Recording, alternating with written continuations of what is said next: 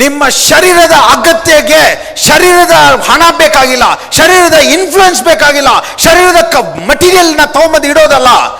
ನಿಮಗೆ ಬೇಕಾಗಿರೋದು ನಿಮ್ಮ ಆತ್ಮದ ಕಣ್ಣುಗಳು ಓಪನ್ ಮಾಡುವಾಗ ಸಮಸ್ಯೆದ ಬದಲಾಗಿ ಪರಿಹಾರವನ್ನು ನೋಡುವ ಕಣ್ಣುಗಳು. ಈಗ ನಿಮಗೆ 1 ಲಕ್ಷ ಸಾಲ ಇದೆ, ಆದರೆ ನಿಮ್ಮ ಸಂಬಳ 10,000 ರೂಪಾಯಿ. ಈಗ ಆ 1 ಲಕ್ಷ ಸಾಲ ಕ್ಲೋಸ್ ಮಾಡೋಕ್ಕೆ ನಿಮಗೆ ಯಾವ ದಾರಿನೂ ಇಲ್ಲ. ನನ್ನ ಕಣ್ಣಿಗೆ ಈಗ ಕಾಣ್ತಾ ಇರೋದು ಬರೀ ಅಸಾಧ್ಯವಾದ ಕಾರ್ಯ. ನನಗೆ ಯಾರು ಸಹಾಯ ಮಾಡೋರಿಲ್ಲ, ನನಗೆ ಯಾರು ಕೊಡೋರಿಲ್ಲ, ನನ್ನ ಹತ್ರ ಎಲ್ಲೂ ದುಡ್ಡು ಇಲ್ಲ. ಈಗ ನನ್ನ 1 ಲಕ್ಷ ಬೇಕು.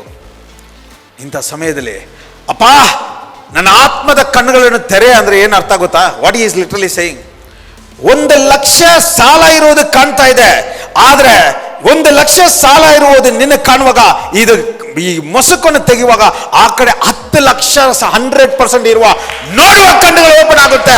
ಆ 10 ಲಕ್ಷವನ್ನು ಯೇಸುವಿನ ನಾಮದಲ್ಲಿ ನೀವು ಹೊಂದಿ ಅನುಭವಿಸಲಾಗಿರ್ತೀರಾ. Receive it in Jesus name.